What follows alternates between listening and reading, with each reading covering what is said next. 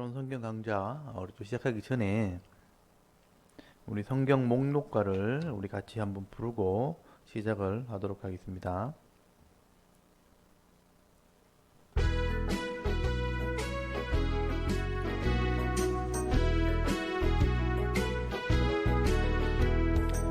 창세기 출애굽기 레위기 민수기 신명기 여호수아 사사기 룻기 사무엘 상하 열왕기 상하 역대상하 에스라 느헤미야 에스더 욥기 시편 잠언 전도서 하가 이사야 예레미야 에가 에스겔 다니엘 호세아 요엘 아모스 오바댜 요나 미가 나움 하박국 스바냐 아게스 가랴 말라 마태 마가 누가 요한 사도행전 로마서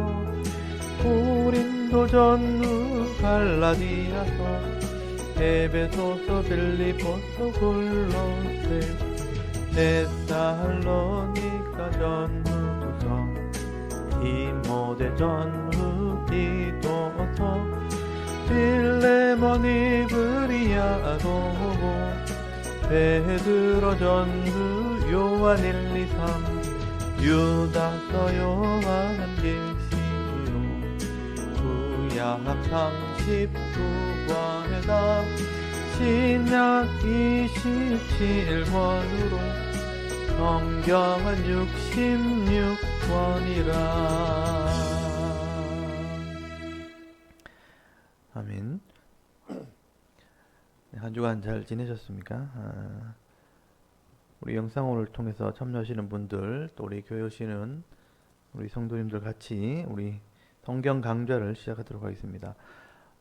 오늘 배우기 전에 지난주 배웠던 내용을 또 잠깐 살펴보도록 하겠습니다. 지난주 다니엘서 마지막 부분을 우리가 말씀을 나누는데요. 다니엘서 10장에서부터 12장까지 문제를 보시면서 조금 복습을 하도록 하겠습니다. 첫 번째 문제를 보시면 바하사왕 고레스왕 제3년에 다니엘은 한 환상을 보게 됩니다. 무엇에 관한 환상이라고 말씀하나요? 다니엘서 10장 1절에 보시면 다니엘이 페르시아의 첫 번째 왕이었던 고레스가 바벨론을 무너뜨리고 새로운 역사를 시작할 때 하나님께서 앞으로 되어질 일들을 보여주시면서 환상을 보여주시는데, 그 환상의 내용은 큰 전쟁에 대한 환상이라고 다니엘이 기록을 하고 있습니다. 그리고 다니엘은 그 환상을 이해했고 깨달았다라고도 기록되어 있어요. 이 큰 전쟁에 대한 이야기는 페르시아가 바벨론을 무너뜨렸지만 페르시아가 영원히 가는 게 아니고 또 헬라 제국이 일어나게 될 것이고, 헬라가 영원히 가는 게 아니고 로마가 일어나게 될 것이고, 그 전쟁을 통해서 그 사이에 있는 이스라엘 백성들이 엄청난 고난을 겪게 될 것을 보여주는 것입니다. 그러니까 바벨론 포로 생활하고 있는 다니엘의 입장에서는 곧 이제 다니엘의 그 포로 생활이 끝나고 이제 회복될 거다. 그래서 예레미야서를 읽고 70년 만에 돌아갈 거다라는 희망을 가지고 있었는데, 하나님의 보여준 환상의 내용이 뭐냐면 이스라엘 백성은 돌아가서 성전을 짓고 다시 말씀으로 회복할지라도 또 타락하게 될 것을 말씀한 거예요. 그래서 실제로 말라기서까지 가보면 이스라엘 백성이 또 예배를 드리지 않고 말씀대로 순종하지 않는, 그래서 윤리가 무너지는 그런 일들이 또 일어나게 됩니다. 바벨론의 그런 고통을 겪고 그런 회개함을 경험하고도 또 타락하게 되는 이스라엘 백성들이 이런 큰 제국들의 전쟁 속에 휘말려서 이런 고통을 겪게 될 것을 미리 보여준 거예요. 다니엘이 그걸 본 겁니다. 그래서 하나님의 계획을 본 것이죠. 그것 때문에 실망하고 있을 때 하나님께서 그게 끝이 아니고 그런 사건을 통해서 이스라엘을 통해서 메시아가 나오게 될 것이고 메시아가 나오게 되면 이 땅의 죄인들을 구원할 구속이 완성될 거다. 그리고 이 이방인이 다 돌아오고 나면 마지막 이 이스라엘 백성들도 마지막 제사를 드리게 되었다가 이제 제3성전이 세워지는 거죠. 제사를 드리다가 신앙이 회복되었다가 큰 고난을 겪게 되고 마지막에 유대인이 돌아오면 세상이 끝나게 될 거다. 그러니까 미래, 아주 먼 미래일까지 알려주시는 그런 환상을 다니엘에게 보여준 겁니다. 다니엘은 거기서 위로를 받고 또 이렇게 처음에는 실망도 했지만 이 하나님의 큰 구원 계획을 알고는 나중에 위로를 받게 되는 장면이 이제 12장까지 나오게 되는 거예요. 그 다니엘이 그 당시에 하나님 백성을 위해서 기도하고 하나님 나라를 위해서 염려하면서 기도할 때 하나님께서 다니엘을 통해서 이런 하나님 계획을 보여주는 거죠. 그것을 성경에 기록했고 성경을 깊이 아는 사람들, 하나님의 나라를 연구하고 하나님 나라를 깨닫기 원하는 사람은 다니엘이 깨달은 것을 통해서 하나님 계획을 보게 하신 거예요. 그러니까 비밀을 숨겨 놓으신 거죠.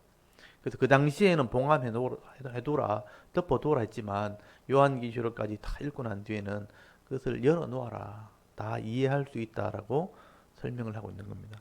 그래서 다니엘이 보았던 이 환상은 큰 전쟁에 대한 것이고 하나님의 구원 계획에 대한 것이다라고 이해하시면 됩니다. 그리고 두 번째, 다니엘이 본 환상은 큰 제국들의 전쟁을 통해 이스라엘이 고통받는 모습을 보게 됩니다. 이 모습을 본 다니엘은 얼마 동안 슬퍼했다라고 말씀하나요? 다니엘이 처음에는 실망을 했죠. 회복되고 나라가 다시 강건해질 줄 알았는데 이 큰 전쟁이 일어나면서 이스라엘 백성이 그 전쟁에 휘말리게 되고 150년 동안 나중에는 전체를 따지면 거의 200년 이상 큰 고통을 당할 것을 다니엘이 보게 된 겁니다. 그래서 3주, 세 일의 동안을 슬퍼하면서 기름도 바르지 않고 음식도 먹지 못했다. 이 나라를 염려했던 다니엘의 모습을 거기 기록을 하고 있는 것을 보게 되죠. 그 다음에 세 번째 보시면 다니엘은 허리에 우바스 순금 띠를 띤 세마포 옷을 입은 한 사람을 보게 됩니다. 신약 성경에 다니엘이 본 이 사람을 보고 성경에 기록한 사람은 누구인가요? 다니엘은 그 당시에 다니엘에게 이런 환상을 보여주면서 이 땅을 다스리게 될 메시아의 모습을 사실 보게 된 거예요. 그래서 이 세마포 옷을 입고 흰 옷을 입고 순금 띠를 띠고 있고 얼굴은 거기 얼굴의 모양이 나오죠. 거기 다니엘서 10장 여기 5절 이하에 보면 나옵니다. 얼굴이 번갯빛 같다고 되어 있고 눈은 횃불 같고 팔과 발은 빛난 놋 같고 그 말소리는 무리의 소리, 많은 물소리 같은 어떤 고함 촌인 소리 같은 그런 말씀을 하는 한 사람을 보게 되는 거예요. 이 사람이 바로 인자 같은 이라고 되어 있는데 이게 요한계시록에 나옵니다. 그래서 사도 요한이 이걸 보게 돼요. 사도 요한 시대는 로마 시대가 초대교회를 핍박할 때였죠. 그때 이스라엘 백성들이나 그 기독교인들이 하나님 나라 백성이 되었음에도 불구하고 고통을 당하면서 절망 가운데 그리고 로마의 핍박을 통해서 지하에 숨어서 예배 드리고 있을 때 하나님께서 이런 사도 요한에게 하나님 나라 영광을 보여주게 된 거죠. 그래서 그 고통받는 교회가 여기 끝이 아니다. 하나님께서는 이런 고통받는 교회의 현장에 하나님이 함께 하시는 거다 하면서 인자의 모습을 보여주죠. 예수님이 그러니까 이 구주가 되시는 교회 주인 되시는 예수님이 교회 사이에 그 당시엔 초대교회 7교회가 나오죠. 에베소, 서모나 또 에서포두, 두아디라, 사데, 빌라델비아, 라오디게아 이런 7개의 교회의 인자가 예수님이 서 있는 모습 그리고 오른손에 7별을 잡고 있는 모습 그래서 이 7별이 그 교회의 사역자들이거든요. 사역자들 오른손 권능의 손으로 붙들고 있는 모습을 사도 요한이 보게 됩니다. 그래서 이 다니엘은 그 당시에 전쟁을 통해서 이스라엘이 고통받는 모습을 이런 인자 같은 이가 나타나서 안내하고 설명을 했다면 초대교회 당시는 사도 요한에게 이런 인자의 모습을 보여주시고 영광스러운 주님 모습 보여준 거죠. 그래서 이거는 다스리시는 통치하시는 예수 그리스도 메시아의 모습, 영광의 모습을 보여준 겁니다. 그래서 동일한 것은 본 거예요. 다니엘이 본 것은 BC 400년 경에 보았고, 사도 요한이 본 것은 AD 100년 경이죠. 사도 요한이 100살 정도 되었을 때니까 그때 보게 된 겁니다. 그걸 성경에 기록을 해놨고 그로서에서 체크할 수 있도록 하나님께서 이런 계획을 가지셨고 이런 계획을 성취하실 것을 이런 메시아를 통해서 영광을 받으시는 주님 모습을 통해서 보여주고 있다 하는 것을 우리가 알게 되는 겁니다. 그 성경은 이렇게 성경 전체를 통해서 비교할 때 하나님이 알게 하시고 깨닫게 하는 그런 모습들을 지금 설명하고 있는 거예요. 그래서 다니엘이 보았던 이 영광스러운 모습은 인자, 예수 그리스도 메시아의 영광스러운 모습이었다 하는 것을 요한계시록에 해석을 해놨습니다. 그래서 요한이 그걸 보면서 죽은 자처럼 되었다고 되어 있죠. 오늘 본문에도 보면 다니엘서 10장에 다니엘이 죽은 자처럼 그렇게 되어 있을 때 어루만지시면서 깨우는 장면이 나오게 됩니다. 영적인 일이 그만큼 힘든 일이죠. 피곤하고 힘든 일이다 하는 것을 우리가 알 수가 있는 겁니다. 그래서 이 다니엘과 사도 요한은 동일한 메시아의 모습을 보았다 하는 것을 이해하시면 되겠습니다. 그 다음에 네 번째 문제 보시면 한 사람이 다니엘에게 나타나 앞으로 일어날 일에 대한 환상을 이야기하면서 이제 내가 돌아가서 바사 군주와 페르시아 군주, 이 군주라는 게 영적인 어떤 지배자 이런 뜻이거든요. 바사의 지배자와 싸우려니와 내가 나간 후에 어떤 나라의 군주가 이를 것이라 이렇게 말씀을 하나요. 다니엘서 10장 20절에 보시면 바사 군주와 영적인 존재와 싸울 때 앞으로 이런 나라에 또 영적인 존재가 지배자가 오게 될 거다. 이게 헬라입니다. 헬라의 군주라고 되어 있지만 이 군주라는 의미가 지배자, 그러니까 다스리는 자, 영적인 지배자를 의미하는 거예요. 이게 사탄의 세력이죠. 사탄의 세력이 이런 왕들을 권력을 주어서 그들을 통해서 이런 세상을 지배하는 일들을 하게 된다는 것을 의미하게 되는 것입니다. 그 다음에 다섯 번째 보시면 다리오 왕 원년에 또 다니엘에게 보여준 환상에는 바사에서 새 왕이 일어나고요. 넷째는 그보다 심히 부유한 왕이 나와서 헬라 왕국을 친다라고 말씀을 합니다. 이 왕은 누구인가요? 역사에 나오는 이 왕은 다리오 왕입니다. 다리우스 히스타페스라는 왕이죠. 페르시아의 네 번째 왕을 의미하는 겁니다. 페르시아의 네 번째 왕이죠. 그래서 이 페르시아의 네 번째 왕 다리오 왕 때부터 그리스와 헬라와 전쟁을 하게 됩니다. 아테네 그리고 그 스파르타하고 전쟁을 하게 되는 그 전쟁을 시작한 왕이 다리오 왕입니다. 성경에는 네 번째 왕이라고 기록되어 있고요. 페르시아의 네 번째 왕이 바로 다리우스 히스타페스라는 왕입니다. 다니엘서 예언된 대로 실제 역사 속에 그게 그대로 이루어지게 되는 겁니다. 그 다음 여섯 번째 문제 보시면 장차 한 능력 있는 왕이 일어나서 큰 권세로 다스리며 자기 마음대로 행하다가 그의 나라는 갈라져 천하 사방에 나누일 것이고 그의 자손에게 돌아가지도 아니하고 다른 사람에게 돌아갈 것이라고 말한 왕은 누구를 말하는 것인가요? 이건 역사를 모르면 전혀 이렇게 이해할 수 없죠. 이 왕은 역사 가운데 헬라의 첫 번째 왕 알렉산더 대왕을 의미하는 것이죠.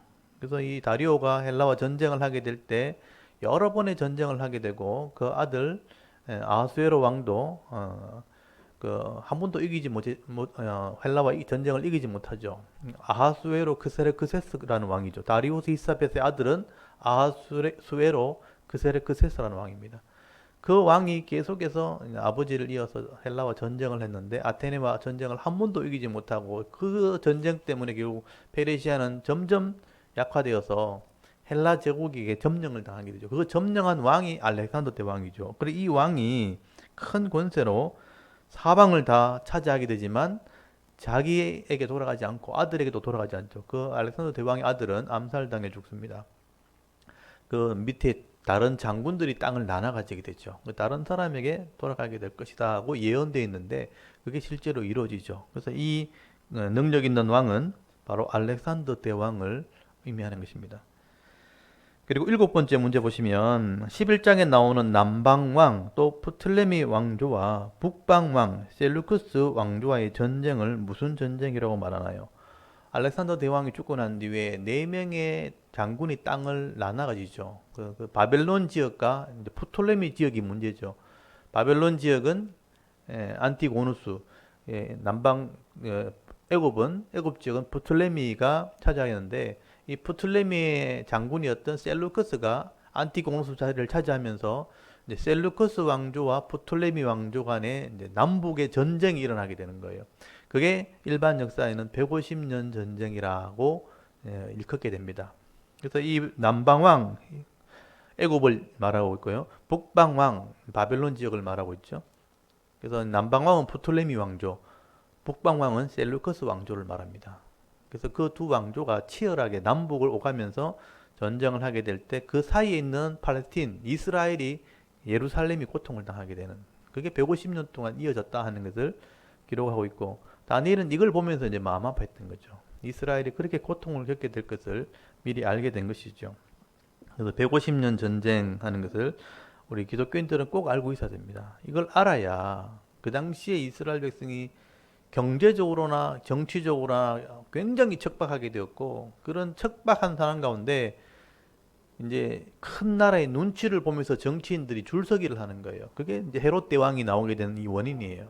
헤롯 대왕이 로마의 줄을 서면서 로마의 실권자가 줄을 서면서 정치를 하게 되고 종교 지도자들이 그 헤롯을 따라가면서 정치를 하면서 밑에 백성들이 엄청난 고난을 겪게 될 때 그때 메시아 예수님이 태어나게 된 겁니다. 예수님 오셔서 이런 세상의 나라는 이렇게 망하고 지배를 당하지만 하나님 나라는 그렇지 않다는 것을 보여주는 거죠. 그게 다니엘서에 말하는 세상의 나라는 망하지만 그 속에 있는 하나님 나라는 망하지 않겠다 하는 것을 예수를 통해서 보여주게 되는 거죠.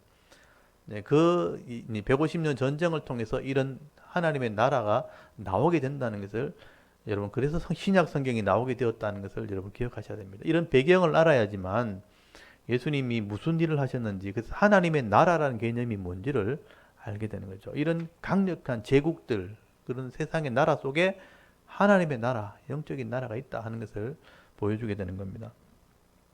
그 다음에 여덟 번째, 남방 왕의 딸이 이제 북방 왕에게 가서 화친을 하려고 자기 딸을 북방 왕에게 보내게 됩니다. 이 딸의 이름은 무엇인가요? 이건 역사를 알아야지만 알 수 있죠. 그래서 150년 전쟁 처음 시작할 때, 이 부톨레미 왕조와 셀루쿠스 왕조가 처음에는 화친을 하려고 서로 막 비난하고 막 전쟁을 하려 하다가 그도 같은 한 나라에서 나눠진 나라니까 화친을 하려고 이제 서로 사돈을 맺게 되는데 남방에 있는 프톨레미 왕이 자기 딸을 보냅니다. 그 딸의 이름이 베로니케라는 딸입니다.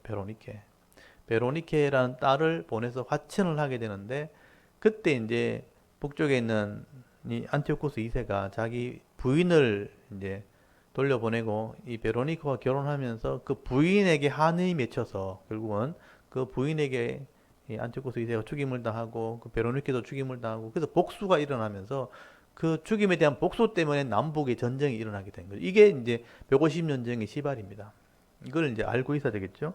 그래서 남방왕이 보낸 이 베르니케라는 딸 때문에 결국은 전쟁이 출발하게 되었다 하는 것을 기억하시면 되겠습니다.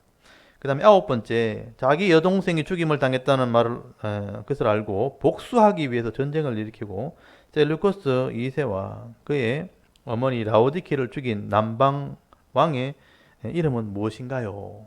이것도 역사를 알아야 되겠죠. 프톨레미 3세가 복수를 하게 됩니다.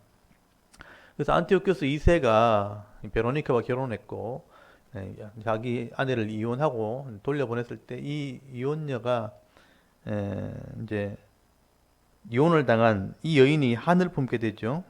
이 여자가 바로 라오디케입니다. 라오디케가 자기 안티오코스 2세를 죽이고 그리고 그 베로니케도 죽여버리고 자기 아들을 왕을 세운 거예요. 자기 아들이 바로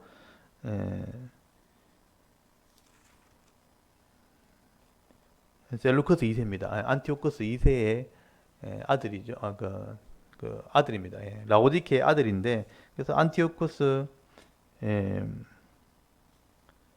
2세를 죽인 이 그 자기 동생을 죽이고 또 그 왕을 죽였던 그 왕이 복수를 한 이 남쪽의 왕이 누구냐면 프톨레미 3세입니다. 이 프톨레미 3세가 결국은 이제 이 복수를 하게 되죠. 그래서 이 자기 동생을 죽인 라오디케를 죽이게 됩니다. 그 당시 이제 실루기아로 도망갔다고 되는데 그 도망가서 약탈을 하고 신전을 불태우고 엄청난 양을 이제 약탈을 해서 돌아오는 그런 내용이 실제 역사에 기록이 되어 있습니다. 그래서 얼마를 뺏어 가지고 왔다. 그리고 이제 제롬이라는 그 당시에 초대 교부가 이것을 기록한 기록이 남아 있습니다. 그래서 이제 라오디케를 복수한 이 복수 전쟁이 바로 프톨레미 3세가 이 복수를 했다는 것을 여러분 기억하시면 되겠습니다. 그래서 이제 계속 150년 전쟁이 계속 이어지게 된 것입니다. 그 다음에 10번째 문제 보시면 북방의 왕 중에 한 비천한 사람이 속임수로 왕이 되는 사람이 나온다고 말씀하는데요. 이 비천한 왕은 누구인가요? 다니엘서 11장 21절부터 잘 보시면요. 셀루코스 왕조, 북쪽의 왕 중에서 제일 마지막 왕이 이제 비천한 왕이에요. 속여서 왕이 된, 자기가 이제 왕이 될 처지가 아닌데 속여서 자기 조카를 속여서 왕이 된 사람이 있습니다. 이 사람이 안티오코스 4세 에피파네스라는 사람이에요. 이 사람이 참 유명하죠. 그래서 이 비천한 한 왕이 바로 실제 역사 속에 안티오코스 4세 에피파네스라는 사람입니다.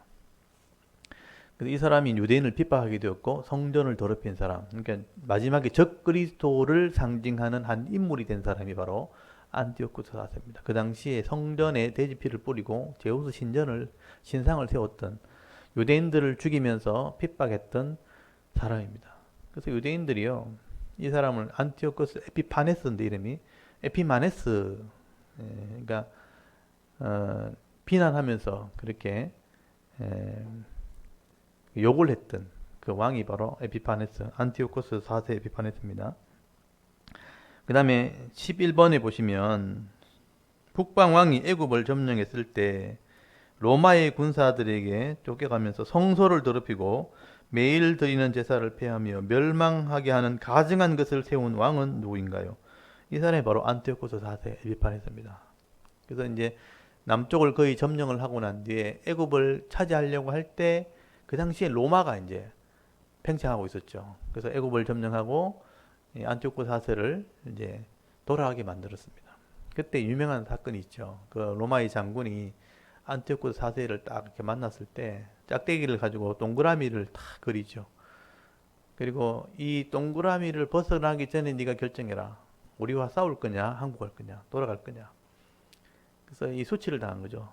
장군이 동그라미를 그려놓고 거기서 나오기 전에 결정해서 나오더라고. 물러가고 싶으면 물러가고 전쟁하고 싶으면 우리와 싸워야 될 것이라고. 그래서 이제 수치를 당하면서 물러가게 됐죠. 그래서 물러나오면서 그 수치와 그 분노를 참지 못하고 성전을 더럽히는 일들을 하게 됩니다. 예루살렘 성전에 가서 돼지피를 뿌리고 유대인들을 박해하고 핍박하게 되는, 그래서 예배를 폐하게 되죠. 그래서 이제 3년 반 동안 예배를 금지하게 되는 일들이 일어나게 되는 겁니다. 이게 이제 나중에 말세한 징조로 이제 사용이 된 거죠. 이것이 이런 일처럼 종말에도 마지막 제3전 성전이 세워졌을 때 이런 3년 반 동안 예배가 폐해지는 일이 될 거다. 3년 반은 예배를 들을 수 있고 신앙생활을 하게 하다가 3년 반 동안은 이런 매일 드리는 예배를 폐하는 일들이 벌어지게 될 때 그게 진짜 마지막이 될 거다 하고 이제 예언을 하게 됐죠. 그게 요한계시록의 설명입니다. 이제 이 내용을 이해하고 난 뒤에 요한계시록을 보면 이 내용이 이제 이해가 되는 것이죠. 그 다음에 12번에 보시면 하나님께서는 다니엘에게 마지막 종말에 대한 것을 보여주시면서 이때까지 없던 큰 환란이 있고 난 뒤에 책에 기록된 자들은 하고 다 구원을 받게 된다고 말씀하는데, 그럼 이 책은 무슨 책인가요? 다니엘에게 이걸 보여주면서 마지막 때의 일을 마지막으로 보여주면서 이 책에 기록된 사람이 구원받게 된다 했거든요. 근데 이 책이라고 된 이 책은 무슨 책을 말하느냐? 생명책입니다. 요한계시록 20장 21절에 보면 다니엘이 본 거나 요한이 본 거나 똑같은 거예요. 그래서 요한계시록 20장 12절에 보면 하나님의 보호자 앞에 심판대 앞에 책이 두 권이 놓여져 있죠. 하나는 생명책이라고 되어 있고 하나는 행위를 기록한 책이라고 되어 있어요. 그래서 생명책은 단수로 돼 있고요. 행위를 기록한 책은 복수로 돼 있어요. 그래서 생명책은 한 권이고 행위를 기록한 책은 굉장히 많다는 의미가 되는 거예요. 죄목을 기록한 거죠. 죄의 내용을 기록한 것입니다. 그래서 생명책은 성도의 이름이 기록되어 있고 이름이 분명히 기록되어 있다고 성경에 설명이 나오기 때문에, 그리고 행위를 기록한 책에는 죄의 목록들이 기록된 겁니다. 날짜와 그 죄의 목록들이죠. 우리는 구약의 개념으로 가지고 또 신약의 책이라면 두루마리로 이렇게 설명이 되어 있거든요. 그 당시에는 기록된 책들이 다 두루마리로 기록이 됐기 때문에, 근데 우리가 지금 개념으로 이해하면 파일로 저장이 된 겁니다. 그러니까 우리는 디스크 파일, USB 메모리 카드에 저장이 되면 컴퓨터 하드에 꽂으면 영상으로 다 나옵니다. 저장된 날짜가 나오고 시간이 나오고요. 장소가 다 나오고요. 영상 화면이 다 나옵니다. CCTV 녹화된 거 딱 찾아보면요. 맨날 며칠 몇 시 어느 장소 하면 그 화면이 다 나와요. 우리는 그 카메라에 있는 것만 보지만 하나님은 하늘에서 다 보고 있고 마음에서부터 다 찍고 있기 때문에 그 날짜와 연도와 시간을 딱 찍으면 하나님 파일에는요, 이게 다 나오는데 우리 눈 속에 영상이 보이듯이 우리 머릿속에 영상을 다 보여줍니다. 거짓말 할 수 없고 부인할 수 없는 사실을 보여줄 겁니다. 지금 우리는 역사 속에 시간이 다 지금 기록이 되고 있어요. 이게 5차원의 시간으로 볼 때, 이 시간 밖에서 볼 때, 이 시간이라는 공간은 다 이렇게 전체가 다 이렇게 하나님이 기록에 다 남거든요. 그래서 시간과 공간과 장소 개념이 다 이렇게 기록이 됐기 때문에 좌표를 찍으면 몇 년도 몇 월 며칠 어디 장소 딱 치면 그게 현장이 다 나오는 거예요. 그래서 이 지금의 기술로도 그게 다 기록이 되거든요. 그렇지만 하나님의 이 기록에는 공간의 제한이 없기 때문에, 그래서 하나님의 그 하드 메모리는 우리가 인간이 사용하는 컴퓨터, AI 컴퓨터 이상의 엄청난 고성능, 이 컴퓨터를 머리에 뇌를 컴퓨터로 만드신 분이 하나님이기 때문에 이 기록은 지워지지 않습니다. 시간에 기록되어 있기 때문에, 역사에 기록되어 있기 때문에, 그래서 여러분 잘 살아야 됩니다. 내가 말했던 것 다 기록이 남고요. 내가 살아왔던 흔적들 다 기록이 남습니다. 사방에서 다 찍히는 카메라로 찍혔기 때문에 다 기록이 남습니다. 옷을 입건 없건 다 상관없어요. 내 마음에 있는 그 엑스레이 찍듯이 다 나와 있기 때문에 그날 생각했던 생각도 다 기록이 되어 있고요. 다 기록이 되어 있습니다. 생각도 잘 하셔야 돼요. 그래서 그때 하나님께 구원받은 사람들은 뭐 볼 일이 없겠지만 구원받지 못한 사람들은 그걸 다 보게 될 겁니다. 사람들이 보는 앞에서 다 이게 검사를 할 겁니다. 이런 죄를 지었다고 이렇게 증명할 겁니다. 부인할 수 없을 정도. 그게 행위를 기록한 책에 기록이 되어 있습니다. 하지만 생명책에는요, 예수 그리스도께서 우리 죄를 위해 죽으셨고 죄값이 지불됐기 때문에 그 파일은 딜레트 된 거죠. 하나님의 표현대로면 그 죄를 내 등 뒤로 돌렸다 이렇게 표현됐기 때문에 하나님의 파일에는 우리 죄의 모습이, 죄의 기록이 다 삭제가 된 거죠. 그래서 우리의 이름만 기록된 거예요. 구원받은 누구. 그래서 그 사람의 삶의 흔적이 남아있는 거죠. 그래서 영광을 받게 될 것이다. 그래서 다니엘서 12장에 보면 지혜롭게 산 사람은 하늘의 궁창이 빛같이 빛날 것이고 많은 영혼을 구원한 사람, 옳은 대로 인도한 사람은 하늘의 별과 같이 빛나는 영광을 얻게 될 것이라 라고 기록되어 있기 때문에, 그래서 생명책과 이 행위를 기록한 책은 다르다 하는 것을 기억하시고, 하나님이 그 파일들을 다 가지고 계신다 하는 것을 기억하시고요. 최초부터 정말 시간의 개념 속에 시간 안에 있는 모든 기록들은 하나님이 하루를 천년같이, 천년을 하루같이 다 기록을 하고 있다는 것, 그걸 기억하시면 되겠습니다.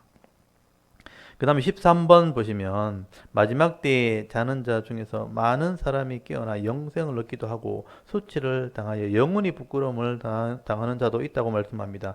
이것은 마지막 때 부활에 대한 이야기를 하는 것입니다. 이것을 신약에서 요한은 두 가지 부활로 설명을 합니다. 무엇인가요? 다니엘서 12장 2절과 요한 복음 5장 29절을 비교해 보면 여러분, 요한이 본 것과 다니엘이 본 것은 같은 걸 본 거예요. 다니엘은 예전에 봤고 요한은 그 후에 보게 된 겁니다. 같은 내용이라는 것을 알 수 있죠.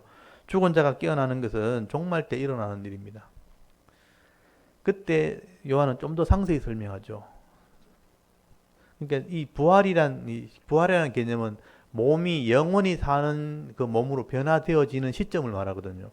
그러니까 이거는 신자든 불신자든 다 변화하게 돼 있는 거죠. 그렇지만 예수를 믿는 사람과 믿지 않는 사람은 다 부활의 몸을 영원히 사는 몸을 가지지만 시기가 끝났기 때문에, 시간의 개념이 끝나서 종말의 시간이 끝났기 때문에 다 부활의 몸, 영원히 사는 몸으로 변화되지만, 믿음 있는 사람은 생명의 부활로 나가고, 불신자들은 죄 문제가 해결되지 않았기 때문에 심판하는 부활로 나가게 될 것이다 라고 설명이 되어 있어요.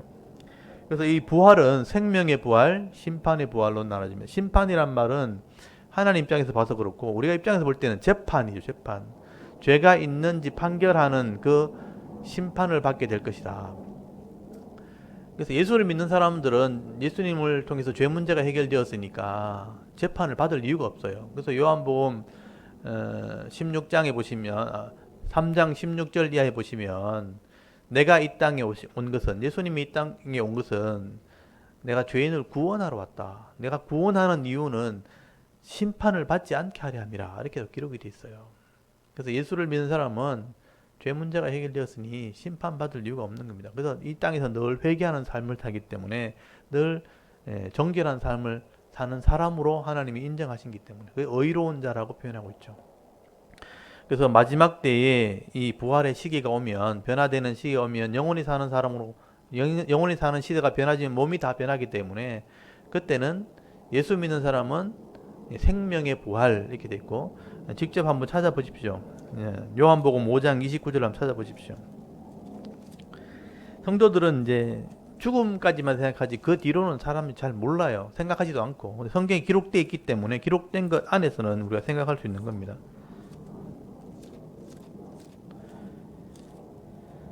요한복음 5장 29절에 보시면 요한이 그런 기록을 해놨죠.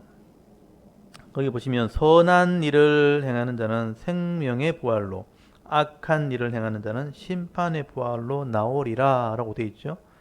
그래서 여기 27절에 또 인자됨으로 말미암아 심판하는 권한을 주셨느니라.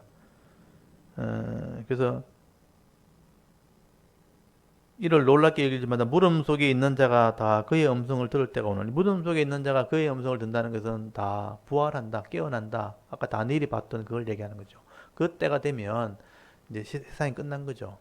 이제 시간이 종결되었고 새로운 변화된 새하늘과 새 땅의 시대가 열리게 되는데, 그러면 구원받은 사람은 그 하나님의 나라에 들어가겠지만, 죄를 해결하지 못한 사람은 그 하나님 법에 의해서 죄 있는 자들은 하나님 나라에 들어갈 수가 없는 거죠. 구별되어 있는 존재만 들어갈 수 있기 때문에.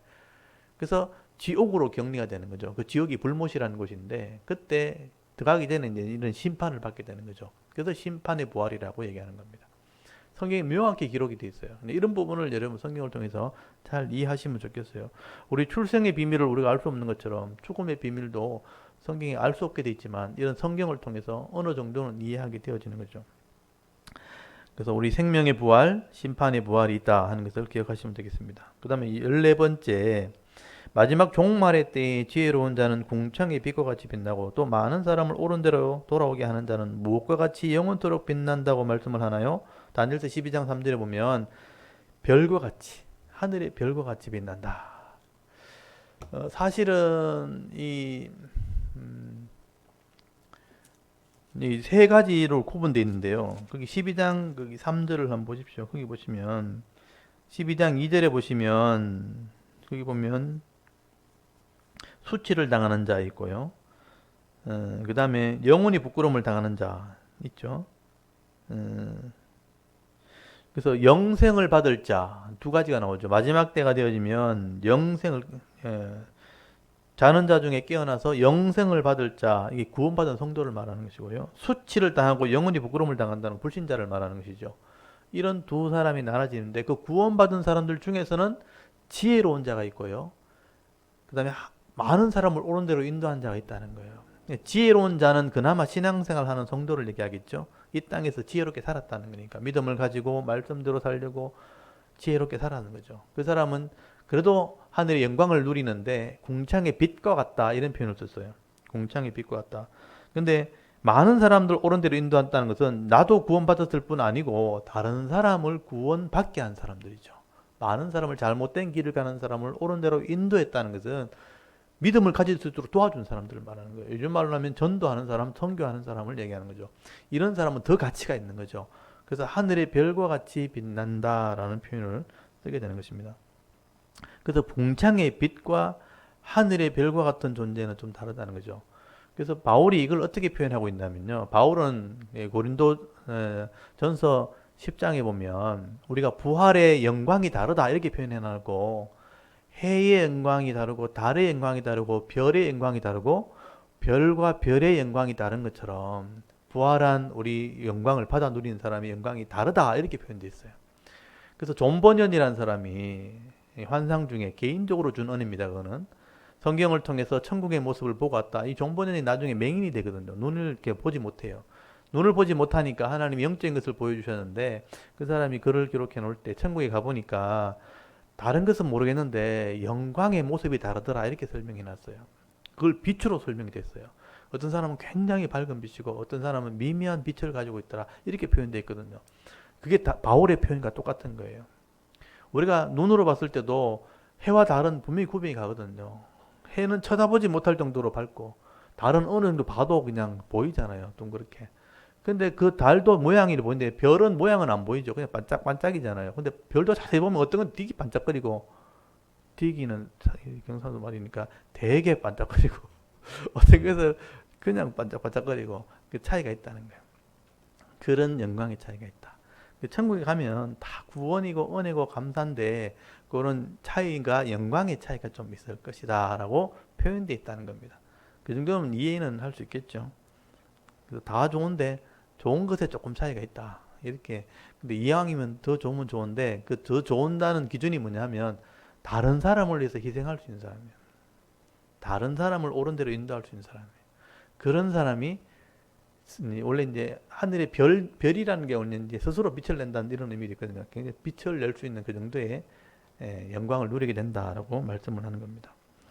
그래서 이제 이런 영광이 있다는 것을 알고 이 땅에서는 성실하게 우리가 믿음을 지키며 살아가야 되는 거죠. 이 땅에서도 뭐 잘 되면 좋고 하늘나라 가서 영광을 누리면 더 좋은 거죠. 그래서 이 말씀을 잘 기억하시면 좋겠습니다. 다니엘은 적어도 이런 희미한 정도의 미래를 본 것이고요. 요한계시록은 좀 더 명확하게 기록이 되어 있습니다. 나중에 이제 신약을 할 때 비교해 보시면 되겠습니다. 다니엘서를 잘 기억하고 있다가 이걸 비교해 보시면 되겠습니다. 예. 그리고 마지막 문제, 질문했던 그거 나옵니다. 15번 문제. 15번에 보시면요. 다니엘이 마지막 때가 언제냐고 질문할 때 세마포 옷을 입은 자가 다니엘이 본 70일을 가지고 설명을 하면서 한때, 두때, 반때, 이게 3년 반이거든요. 지나서 성도의 권세가 다시 깨지기까지라고 말하죠. 그래서 이 3년 반 동안 고통이 있고 나면 끝난다 이렇게 설명했단 말이에요. 그래도 다니엘이 깨닫지 못해서 마지막이 어떠하겠느냐 다시 묻죠. 재차 질문할 때 1291일 지내고 1335일까지 이르는 그 사람이죠. 그 사람이 복이 있으리라 이렇게 말씀을 합니다. 이것은 어떤 설명인가요? 라는 거죠. 그러니까 미래에 일어날 일들, 그게 70일에 보면 7일에 되면 성전이 세워지고 62일에면 예수님이 오시고 구속을 완성하고 그 다음에 이방인이 구원받고 난 뒤에 한 일에 남았을 때 7년을 나누어서 3년 반 동안 유대인의 신앙이 회복되고 3년 반은 고통하는 시대가 와서 유대인이 다 구원받으면 세상 끝난다. 이렇게 70일에가 설명이 됐단 말이에요. 그거 가지고 3년 반에 곧 유대인의 고난이 끝나면 종말이다. 이렇게 설명했단 말이에요. 다니엘이 그래도 이해가 안 되니까 그게 무슨 말이냐고 다시 물어보니까 그 당시에 있었던 일 가지고 설명한 거예요. 그게 이제 안티오코스 4세가 성전을 더럽힌 사건을 가지고 얘기한 거예요. 그래서 이 안티오코스가 성전을 더럽히고 예배를 폐했거든요. 폐하고 난 뒤에 여기 보면은 1290일이 지내고 그래서 성전을 더럽히고 난 뒤에 유대인들이 반란을 일으켜서 3년 반 뒤에 성전을 되찾습니다. 회복합니다. 그리고 나서 1335일 뒤에 그 뒤에 1335일 뒤에 안티오코스 4세가 죽어요. 그러면 거기서 자유를 얻게 되는 거예요. 너희들이 성전을 되찾고 3년만 뒤에 성전을 되찾고 그리고 성전을 더럽혔던 주인공, 이 종말로 말하면 마귀죠, 마귀. 사탄이 죽으면 세상이 끝난다. 그렇게 설명한 거예요. 실제로 요한계시가 똑같이 설명이 되어 있어요. 그래서 그 당시에 성전이 지금 다니엘서의 성전은 나중에 제3성전을 종말은 제3성전을 얘기하겠죠. 유대인이 돌아와서 회복하고 예배를 드리고 나서 제3성이 세워지고 난 뒤에 어느 예배를 드리다가 예배가 중지되어지고 3년 반 동안 핍박이 있게 될 거다.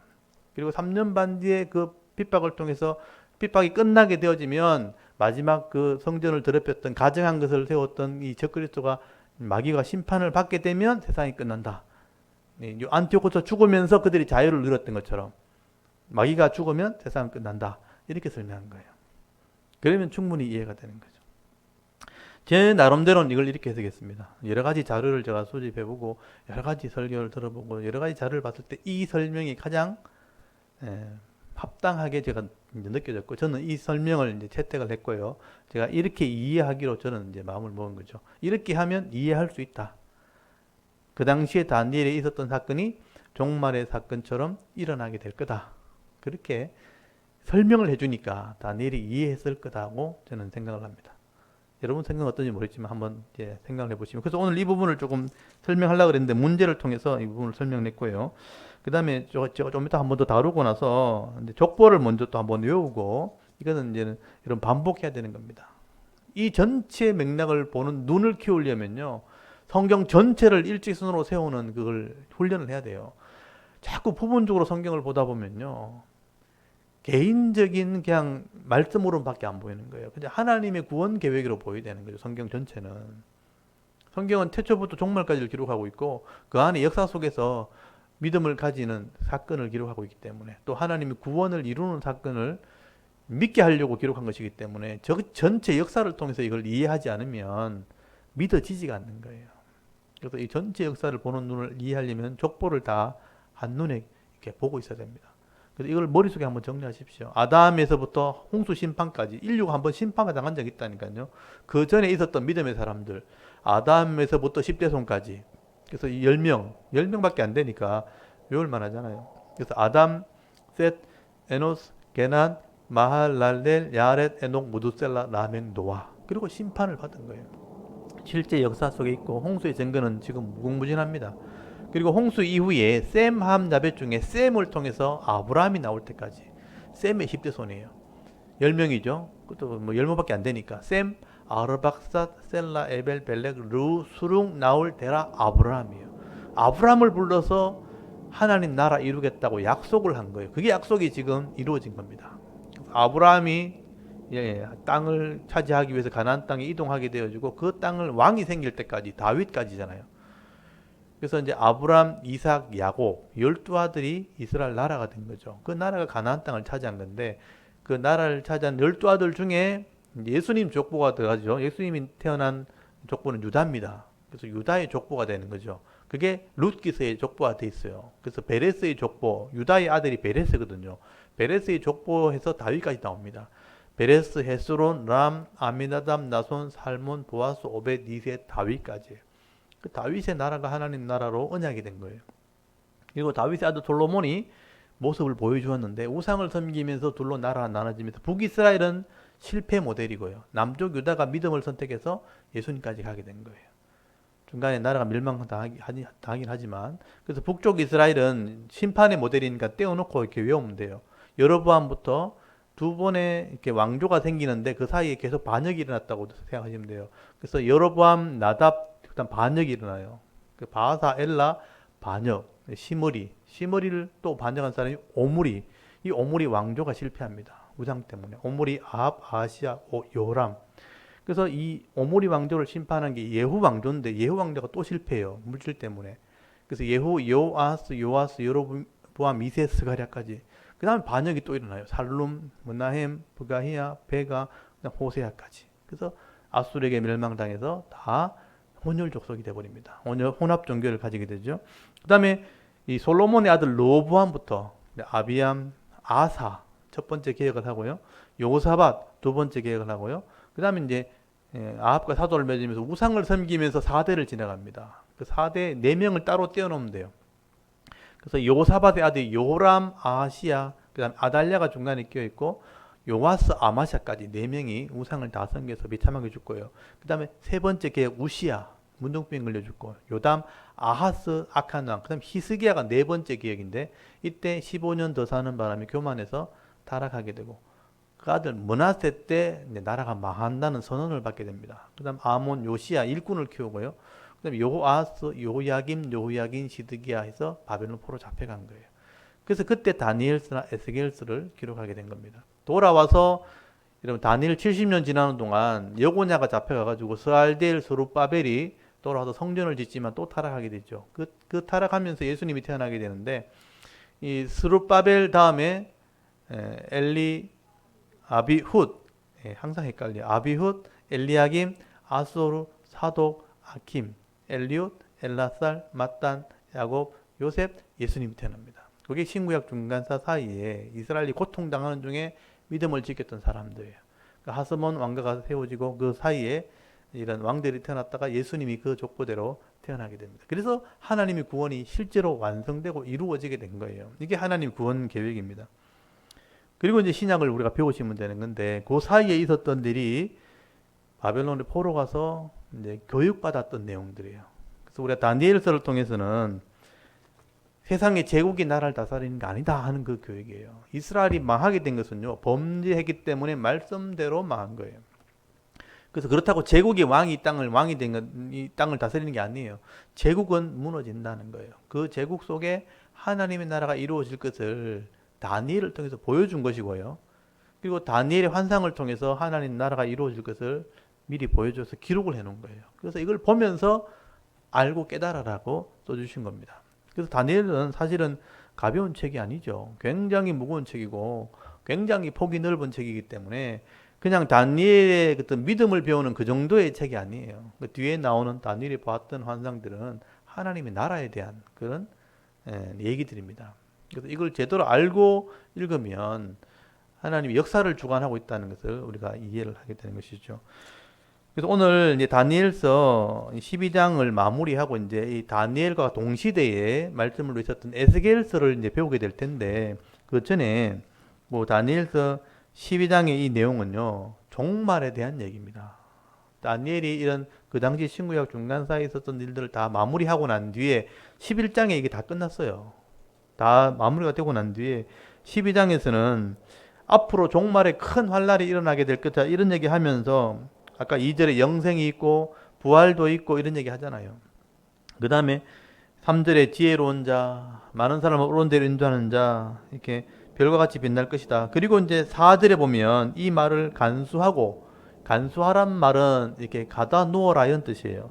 그리고 이 글을 봉함해라, 인을 쳐라, 열어보지 못하게 해라. 많은 사람이 빨리 왕래하며 지식이 더하리라. 이게 지금 시대거든요. 많은 사람이 빨리 왕래하게 되고 지식을 자꾸 더하는 시대가 앞으로 종말까지 이루어지게 될 거다. 그러니까 앞으로 계속 복잡해질 겁니다. 되게 복잡해지고 또 많은 사람들이 막 정신없이 빠르게 다니는 게 조급해지고요. 결국 그거잖아요. 조급해지고 혼란스러워진다는 거예요. 그래서 나중에 바울이요 말세의 징조를 얘기할 때 있어요. 사람들이 조급해지고 마음이 급해지고 사람들을 무시하고 사랑이 없어지고 그런 시대가 오게 될 거다는 얘기 하잖아요. 이런 시대가 지금 종말의 시대죠. 그리고 나서 이제 거기 6절에 보시면 이렇게 바쁜 시대가 지나가면 종말이 분명히 올 텐데 그 종말이 어떠하냐 다니엘이 물어본 거예요. 그러니까 아까 한때 두때 반때 3년 반에 유대인이 이제 신앙을 회복하고 나서 성전이 세워지고 난 뒤죠. 제3성전은 아직 세워지지 않았지만 제3성전이 세워지고 신앙이 회복되고 그 다음에 3년 반 동안의 고통이 있고 난 뒤에 세상이 끝난다. 이렇게 설명하니까 다니엘이 다시 질문하잖아요. 그래서 거기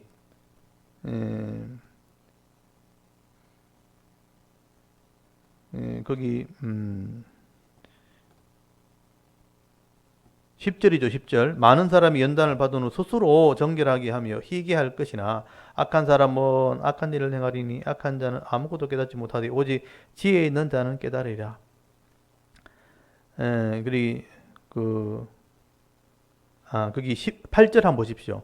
내가 듣고도 깨닫지 못한지라. 그러니까 아까 71회를 가지고 설명하니까 이해가 안 된다 이렇게 설명하니까 내가 이르되 내 주여 이 모든 일의 결국이 어떠하겠나이까. 그러니까 진짜 마지막 종말에는 어떻게 됩니까? 라고 또 물은 거죠.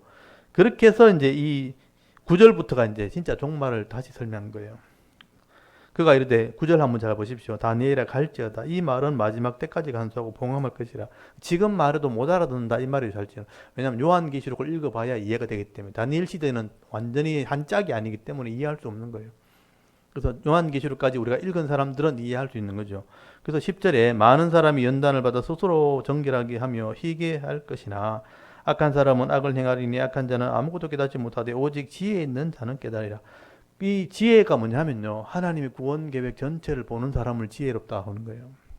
저도 이렇게 성경 전체를 보니까 이해가 돼요. 아, 마지막 때는 이렇게 되겠구나.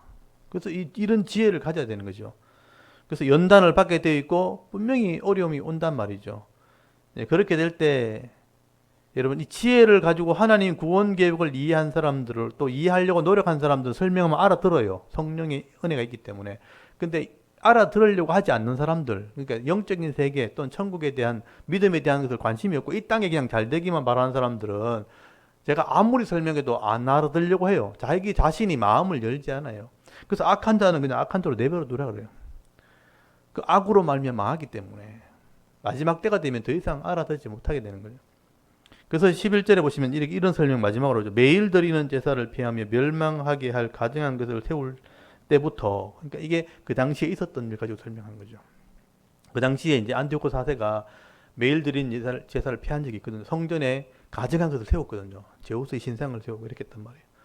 마지막 때도 이런 일이 일어나게 될 거다. 적그리스도가 그런 일을 한다는 거예요.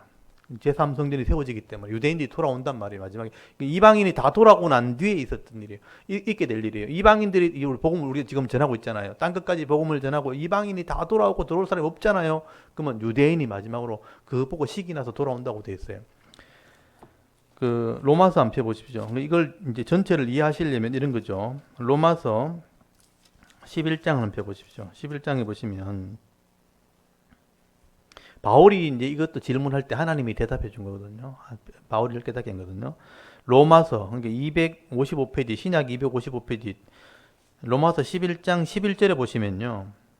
11절 찾아보시면, 그러므로 내가 말하노니 그들이 넘어지기까지 실족하였느냐. 그들은 이스라엘을 말해요. 완전히 망했느냐? 이렇게 물은 거죠. 실족하느냐? 그럴 수가 없느니라. 그럴 수 없느니라. 그들이 넘어짐으로 구원이 이방인에게 이르러 이스라엘로 식이 나게 합니다. 이 표현이 있잖아요. 이방인이 다 구원받으면 이스라엘이 식이 나게 될 거다. 그래서 돌아온다는 거예요.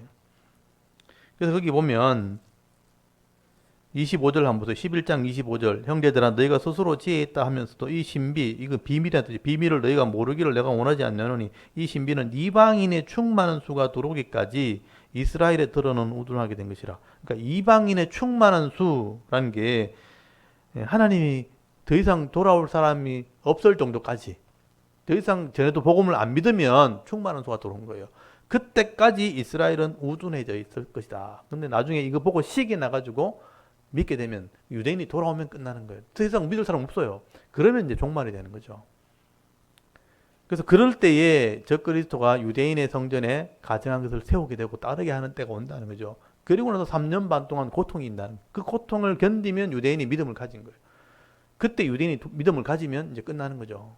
그리고 3년 반이 끝나고 나서 그 주동했던 안티오코스 4세가 나중에 어느 정도 시간이 지나고 죽고 난 뒤에 그 사람이 자유를 얻었던 것처럼 이제 그 가증학들을 세웠던 주동자 마귀가 마지막에 죽으면 세상은 끝난다. 그렇게 설명하고 있는 거예요. 그게 종말의 모습이다. 그게 요한계시록 20장, 21장에 설명이 되어 있어요.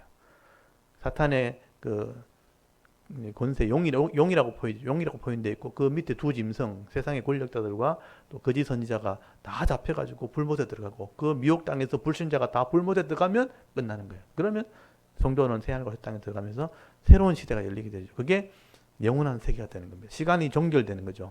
그래서 해와 달이 쓸데없는 그런 시대가 되는 거죠. 그때는 5차원의 시대가 열리기 때문에 전혀 다른 모습으로 살아가야 되는 그런 시대가 오게 되는 겁니다. 그때 이제 마지막 때 죽은 사람과 죽었던 사람이 미리 다 변화됐기 때문에 영원히 사는 시대로 가게 되는 것이죠. 그건 하나님이 준비하신 것이기 때문에 그건 정확히 어떤 일이라고 할 수 없지만 바울이 설명하고 있는 고린도전서 10장의 부활의 몸을 읽어보면 어느 정도 완전히 변화되어진 몸이라는 걸 알 수 있죠. 이런 약한 몸이 아니고 신령한 몸으로, 또 이제 변화되지 않는 몸으로, 강한 몸으로 이렇게 완전히 변화된 삶을 살게 될 것을 말씀을 하게 됩니다. 그 다니엘은 이제 짧게나마 이제 앞으로 되어질 그 종말의 얘기까지 이렇게 적어놓고 마무리를 하게 되었다 하는 것을 이해하시면 되겠습니다. 그래서 다니엘서 거기 12장 끝에다가 이제 에스겔서라고 써놓으시고 에스겔서 1장으로 가시면 돼요. 그래서 에스겔서 1장으로 가게 됩니다. 다니엘서를 보고 난 뒤에는 동시대에 하나님 말씀을 외쳤던 에스겔서를 이제 보게 되는 겁니다. 에스겔서 1장을 난 펴놓으시고요. 에스겔서라는 성경도 우리가 제대로 잘 보지 않는 성경이고요. 잘 모르기 때문에 안 보는 경우도 있고, 또 에스겔서의 전체를 살피지 못하면 그냥 부분적으로 에스겔서의 뭐 중요한 뭐 요절 같은 말씀 몇 절만 이렇게 보게 되는 거예요. 그러면 그 에스겔서의 전체 의미를 잘 모릅니다. 에스겔서도 다니엘이 그 시대를 다스렸던 분이 하나님이라는 것을 가르쳤던 것처럼 에스겔도 포로되어 잡혀온 사람들에게 그 당시 유대인들이잖아요. 이스라엘 사람들. 우리가 믿었던 하나님이 어떤 분인지를 가르치는 내용이에요. 하나님을 몰라서 망했기 때문에. 그래서 하나님이 우리를 구원하신 분이고, 또 하나님이 또 마지막에 우리를 회복시키실 분이다. 왜냐하면 하나님이 언약하신 분이기 때문에. 그 하나님 언약은 변하지 않기 때문에. 그래서 에스겔서는요, 이스라엘이 회복될 것을 마지막에 말을 하게 됩니다. 소망을 주기 위해서. 그래서 그 당시에 이스라엘도 회복이 되었지만 영원한 하나님 나라가 회복될 것을 얘기하게 돼요. 그래서 에스겔서 마지막 48장까지 가보면 결국은 하나님 나라 천국을 얘기하게 됩니다. 이스라엘이 회복된 것은 곧 하나님 나라를 말하게 되는 거예요. 그래서 그 하나님 나라까지 같이 얘기하고 있기 때문에, 그래서 이제 에스겔서도 다니엘서 못지않게 굉장히 폭이 넓은 책이에요. 그래서 제대로 잘 이해하지 못하니까, 모르니까 잘 읽지 않게 되는 성경 중에 하나죠. 그래서 알고 읽으면 굉장히 이제 위로가 되고 희망이 되는, 소망이 되는 그런 말씀이라고 할 수 있습니다.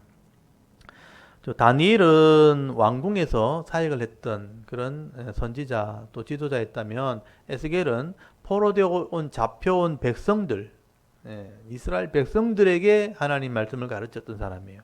에스겔은 또 제사장이에요. 사도계열의 제사장이고, 제사장으로서 하나님의 부름을 받아서 백성들을 깨우치는, 그래서 말씀을 전하는, 그 당시에 그 하나님의 뜻이 무엇인지를 가르치는 그런 사역을 했던 선지자입니다. 그래서 에스겔의 그 이름의 뜻이 뭐냐 하면 하나님께서 강하게 하신다라는 뜻이에요. 하나님께서 힘을 주신다 또는 강하게 하신다라는 뜻입니다. 왜냐하면 그 당시에 포로되어 잡혀온 이스라엘 백성들은 예레미야의 설교를 듣고 잡혀오긴 했지만 혹독한 이제 고난을 당했기 때문에 하나님에 대한 원망이 막 목까지 차 있었단 말이에요.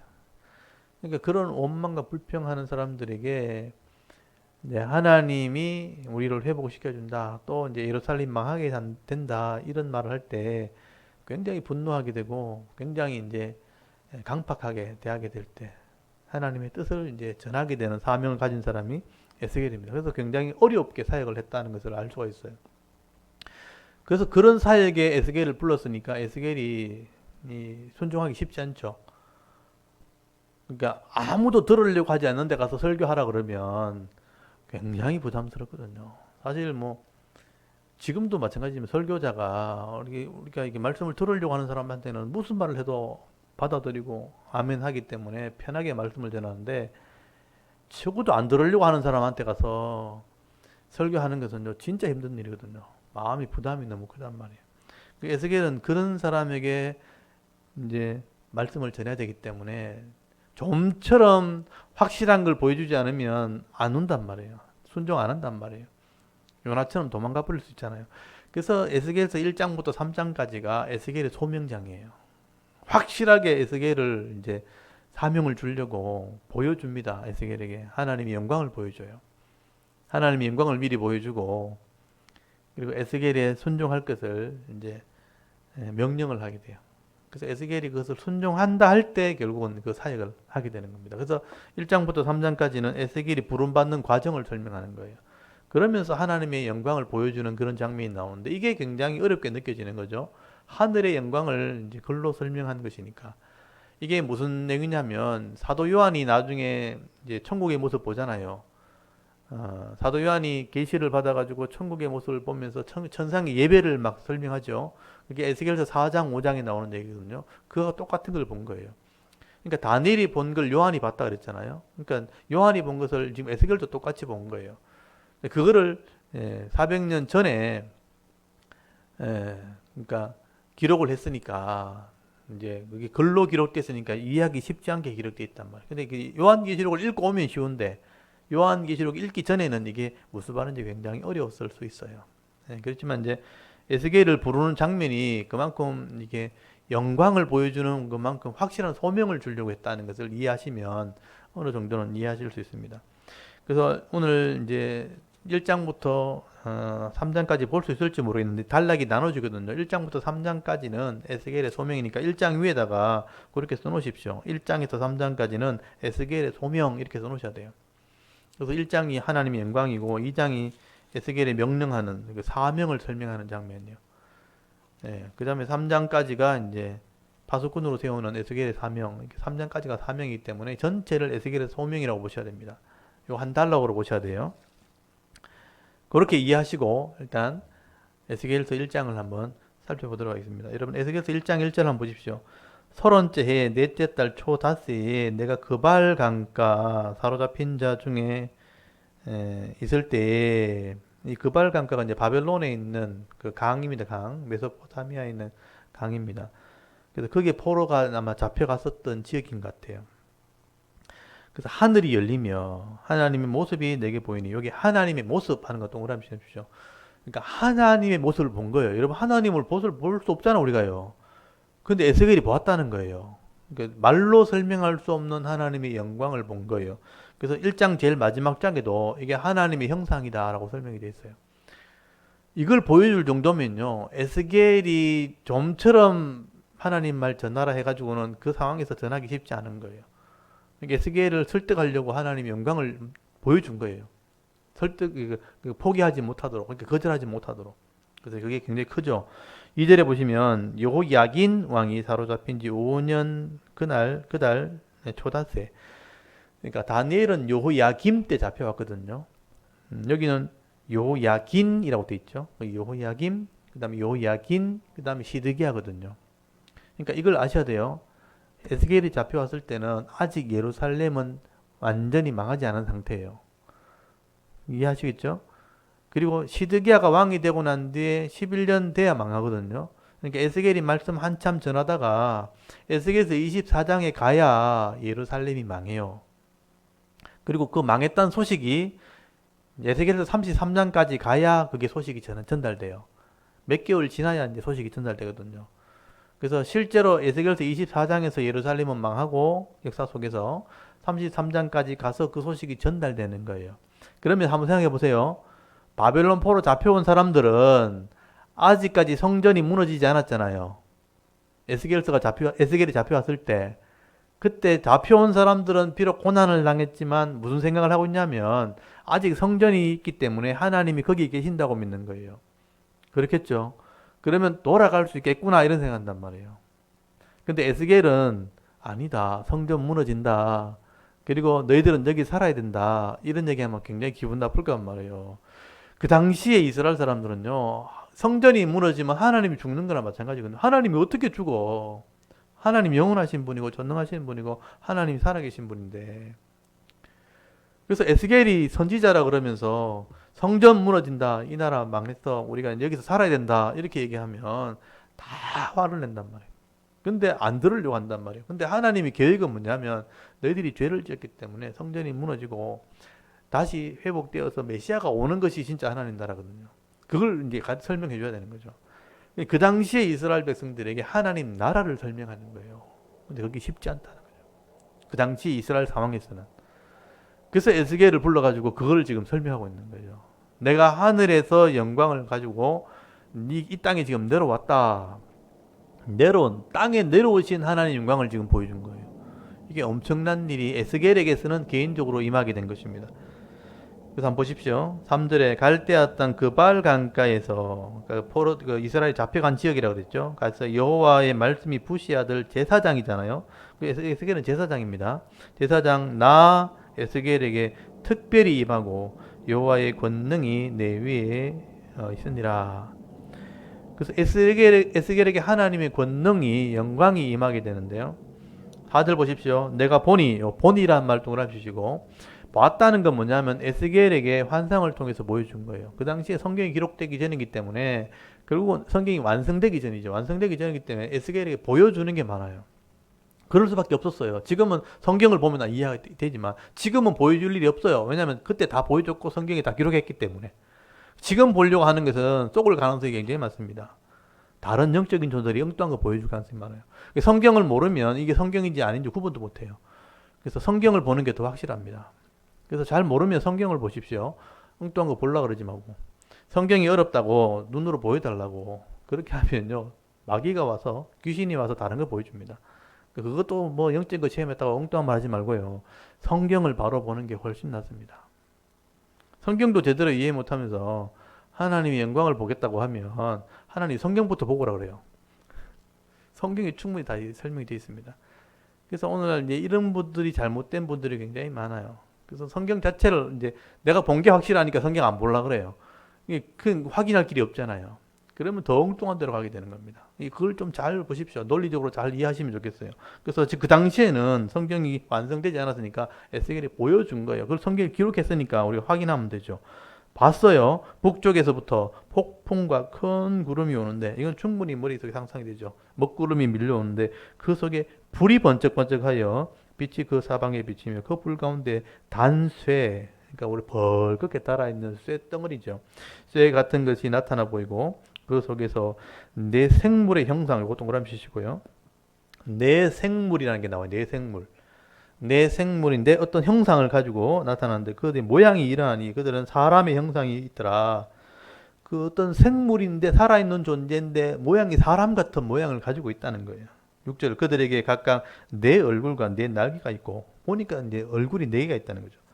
그들의 다리에는 곧은 다리요 그들의 발바닥은 송아지 발바닥 같고 광낸 구리같이 빛나며 그 사방 날개 밑에는 각각 사람의 손이 있더라. 그 네 생물의 얼굴과 날개가 이러하니 날개는 다 서로 연하였으며 갈 때는 돌이키지 아니하고 일제히 앞으로 곱게 행하며 그 얼굴들의 모양은 넷의 앞은 사람의 얼굴이요. 그 얼굴의 모양이라는 게 네 생물의 얼굴의 모양을 설명하고 있는 거예요. 사람의 얼굴이요. 넷째 오른쪽은 사자의 얼굴이요. 넷째 왼쪽은 소의 얼굴이요. 넷째 뒤는 독수리 얼굴이나 그 얼굴은 그러하며 그 날개는 들어 펴서 각기 둘씩 서로 연하였고 그 둘은 몸이 가렸으며 그러니까 네 생물의 모양이 우리 지금 사람 정상적인 모양은 아니죠. 다른 모양인데 네 면의 얼굴이 있는데 사람 같고 사자 같고 소 같고 독수리 같다.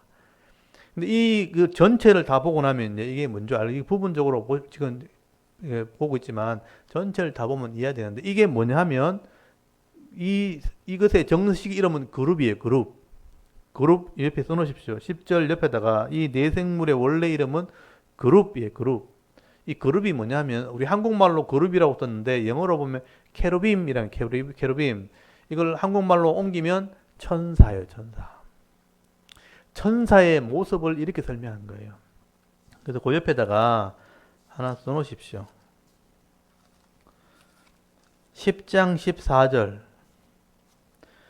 거기 1장 10절 옆에다가 10장 14절 에스겔 뒤에 또 나와요. 나오니까 나중에 이제 확인하면 돼요.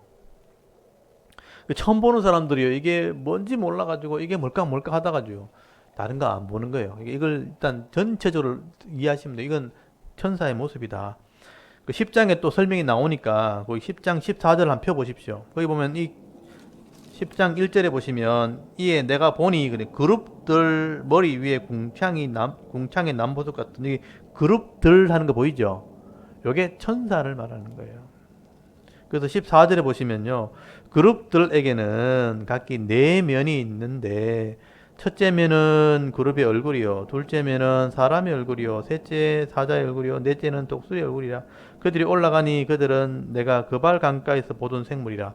아까 그발 강가에서 봤던 생물 있잖아요. 그거하고 똑같은 거다. 이렇게 설명하고 있죠. 이게 나중에 어디 설명되어 있냐면 요한계시록 4장을 한번 찾아보세요. 요한계시록 4장. 그러니까 요한이 본 것과 에스겔이 본 건 똑같은 거예요. 근데 조금 다른 시대니까 좀 다르게 표현했을 뿐이죠. 요한계시록 4장. 다른 시간대에서 같은 걸 본 거니까 설명만 보시면 되겠죠. 요한계시록 4장은 요한이 계시를 보는 중에 하늘에 예배하는 장면을 본 거예요. 그래서 이름 계시록 4장 2일 후에 내가 보니라고 돼 있죠. 이 요한이 본 거예요. 그러고 나서 2절에 보시면 내가 그 성령에 감동되어 보니 하늘에 보좌가 베풀었고 하나님의 그 의자, 보좌가 있고 그 위에 앉으신 이가 있어요. 이게 성부 하나님이에요. 하나님 영광을 보게 되는데 쭉 내려다 보면 거기 6절 한번 보세요. 보좌 앞에 수정과 같은 유리바다가 있고 보좌 가운데 보좌의 주위에 네 생물이 있다고 돼 있죠. 네 생물이 있는데 앞뒤에 눈들이 가득하더라. 그 첫째 생물은 사자 같고 둘째 생물은 송아지 같고 셋째 생물은 얼굴이 사람 같고 넷째 생물은 날아가는 독수리 같은데 이 네 생물은 각각 6날개가 가지고 그 안과 주위에 눈들이 가득하였더라. 그들이 밤낮 쉬지 않고 이러기를 거룩하다 거룩하다 거룩하다 주 하나님 곧 전능하신 이여 전에도 계셨고 이제도 계시고 장차 오실리라 하고 그 생물들이 보좌에 앉아서 세세토록 살아계신 이의 영광과 존귀와 감사를 돌릴 때 하고 나오잖아요. 이 네 생물이요 하나님께 찬송을 하고 있는 거예요. 거룩하다 거룩하다 거룩하다 하면서 찬송을 하는 거죠. 여러분 이게 이사야서 6장에 보면요. 이사야도 본 적이 있어요. 이사야서 6장을 한번 펴보세요.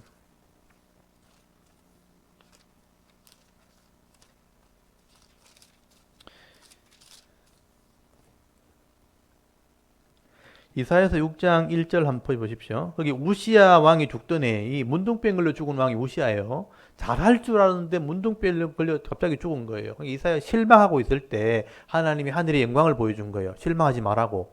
그래서 여기 보면 내가 본 적 했더 봤다 그러잖아요. 주께서 높이 들린 보좌, 아까 나왔잖아요. 보좌에 앉으셨는데 그 옷자락이 성전에 가득하였고 스랍들이 모시고 있었는데 여기 스랍이라고 돼 있죠. 여기 막 그룹들이에요. 그룹들. 천사들이에요.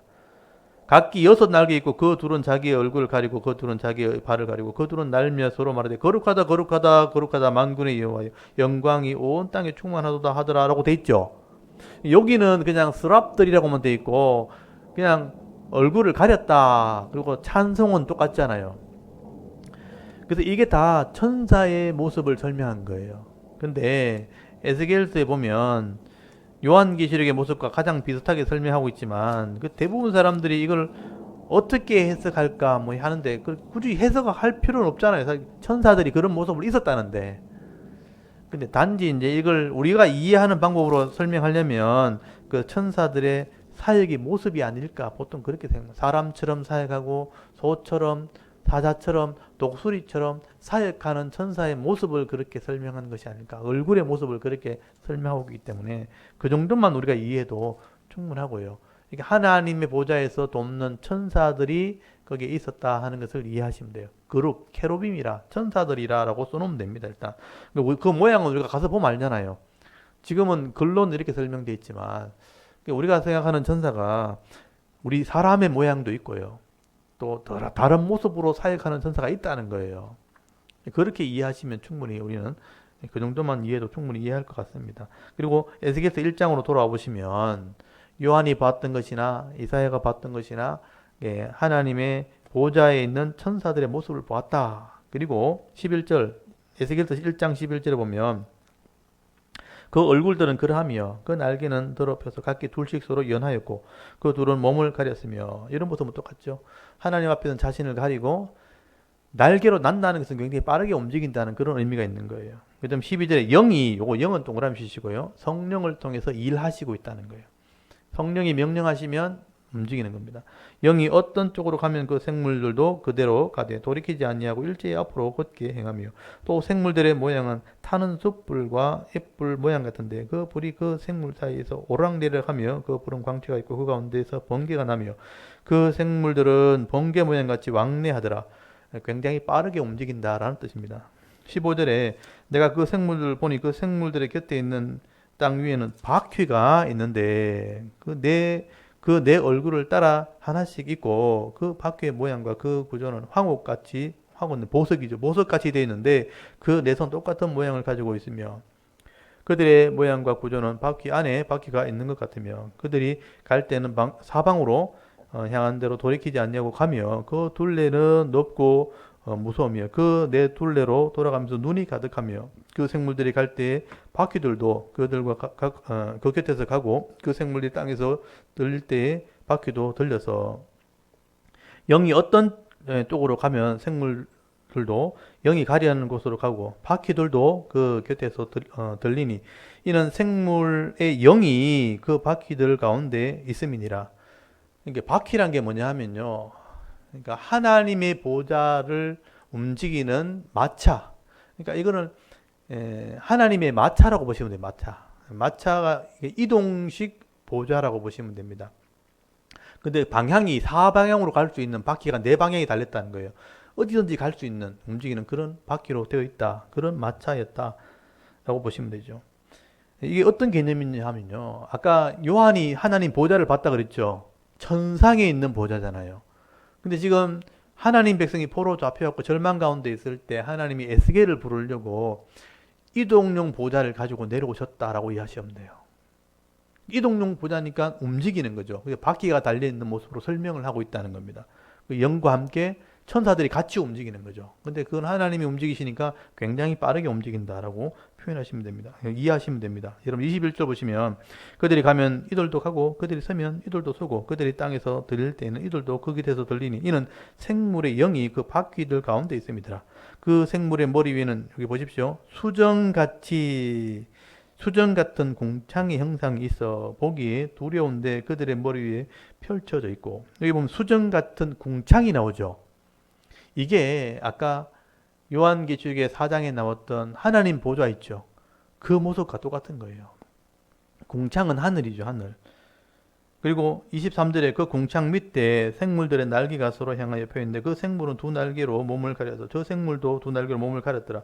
생물들이 갈 때 내가 그 날개 소리를 들으니 많은 물소리와도 같으며 소리가 굉장히 큰데 이런 폭포에서 물이 흘러내릴 때 나는 소리 있잖아요. 많은 물소리. 그리고 그 소리가 전능자의 음성과도 같으며 떠드는 소리, 많은 사람이 군중에 모였을 때 막 왁작지껄 하는 소리 또는 군대의 소리, 이런 군대가 고함 칠 때 나는 소리 있잖아요. 그러니까 굉장히 큰 소리인데 굉장히 우렁찬 소리가 들려왔다 하는 거예요. 어더라 그 생물이 설 때 그 날개를 내렸더라. 그 머리 위에 있는 궁창 위에서부터 음성이 나더라. 그 생물에 설 때 그 날개를 내렸더라. 보십시오. 하늘에서 내려오는 마차의 모습인데 그 위에 하나님 보좌가 있고 궁창이 있는 거예요. 25절에 그 머리에 있는 궁창 위에 보좌의 형상이 나타났어요. 이게 하나님의 보좌예요. 근데 원래 하늘에 있어야 되는데 이런 왕이 밖에 나갈 때 우리 마차 타고 나가잖아요. 그 모습을 상상하시면 돼요. 왕이 마차를 타고 군대와 이제 이렇게 행진할 때 그 천사들과 행진하는 모습으로 설명하시면 돼요. 이해하시면 돼요. 하늘의 보좌가 땅에 내려와야 되기 때문에 바퀴가 달린 병거를 타고 하나님 병거죠. 타고 내려오시는데 그 보좌의 형상이 있는데 그 모양이 보석으로 설명되어 있죠. 그 보좌의 형상에는 한 형상이 있어 사람의 모양 같더라. 사람의 모양 같은데 이게 성부 하나님 모습이에요. 내가 보니 그 허리 위의 모양은 단쇠 같고 빛이 있어서 안 보이는 거죠. 그 속에 주위가 불 같고 내가 보니 그 허리 아래의 모양도 불 같아서 사방으로 광채가 나며 그 사방 광채의 모양은 비 오는 날 구름 위에 무지개 동그라미 치시고 무지개 같으니 이게 뭐냐? 이게 에스겔이 쏘는 거잖아요. 여호와의 영광의 형상의 모양이라 설명되어 있잖아요. 여호와는 하나님 이름이에요. 여호와의 영광의 형상의 모양이라. 아까 1장 거기 1절에 보면 내가 하나님 모습을 봤는데 하고 시작했잖아요. 여러분 하나님이 땅에 내려오시는데 하나님의 병거를 타고 천사들을 대동해서 내려오는 모습을 에스겔이 지금 이렇게 설명하고 있을 뿐이에요. 원래 이 보좌의 정식 모습은 아까 요한계시록 4장 있죠. 그걸 보시면 돼요. 요한계시록 4장 한번 보십시오. 요한계시록 4장. 이게 원래 여러분 왕도 자기 왕궁에 보좌가 있어요. 거기 또 대신들과 함께 거기 장군들과 함께 자기 보좌들과 함께 쫙 사열돼 있잖아요. 근데 어디로 이동하려면 병거를 타야 되거든요. 병거 타면 군사들과 또 자기 사자들이 쫙 행진하거든요. 그 모습을 상상하시면 돼요. 요한계시록 4장에 보시면요. 한번 보십시오. 요한계시록 4장 2절에 보면 내가 그 성령으로 감동되니 보라 하늘에 보좌가 베풀었고 그 보좌 위에 앉으신 이가 성부 하나는 똑같죠. 있는데 앉으신 의 모양이 벽옥 홍보석 같고 무지개가 그의 보좌에 둘렀다고 되어 있죠. 아까 무지개 나왔죠. 하늘에도 이렇게 모양이 있는 거죠. 그 모습이 녹보석 같더라. 그 보좌에 둘려 24 장로들이 하늘에는 있어요. 장로들이 24 보좌들이 있고 그 보좌에 24 장로들이 흰 옷을 입고 머리에 멀관을 쓰고 앉아 있고요. 보좌에부터 번개와 음성과 우레 소리가 나고 아까 번개가 나왔고 단쇠 같은 모습이 나왔죠. 보좌에 앞에 켠 등불 7이 있으니 이는 하나님의 7영이라. 요 7영은 하늘에 있는 7영이 성령을 상징하는데 아까 병거에는 없었어요.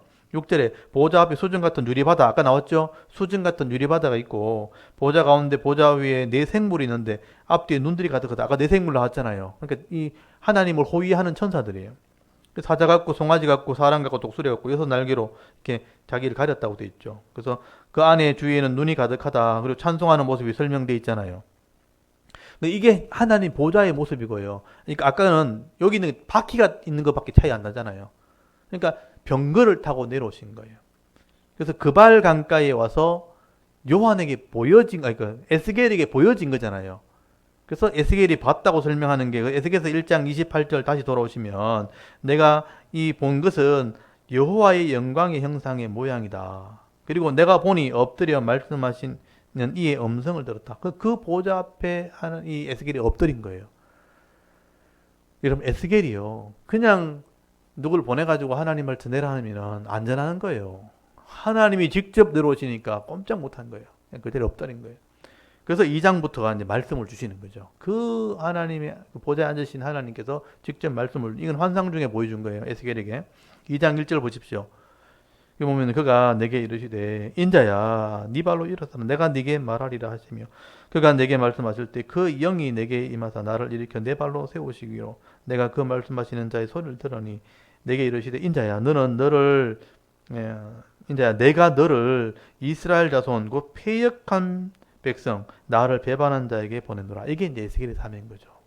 패역한 백성이니까 불순종해서 잡혀온 사람들 그리고 나를 배반해서 언약을 어겨가지고 벌받는 백성들. 그러니까 얼마나 강팍하겠어요. 그 백성들에게 내가 너를 보낸다. 보세요. 그들과 잡혀온 사람들 그들의 조상들이 내게 범죄하여 오늘까지 이르렀다. 그래서 바벨론을 포로 잡혀온 거예요. 여기 그들과 그들의 아버지 조상들이 범죄 계속 해왔다는 거예요. 그래서 이 범죄로 말미암아 포로되어 온 사람들이에요.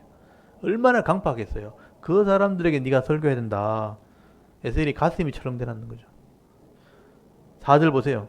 이 자손은 얼굴이 뻔뻔하고요. 마음이 굳은 자니라. 내가 너를 그들에게 보내노니 너는 그들에게 이르기를 주 여호와의 말씀이 이러하시다 하라.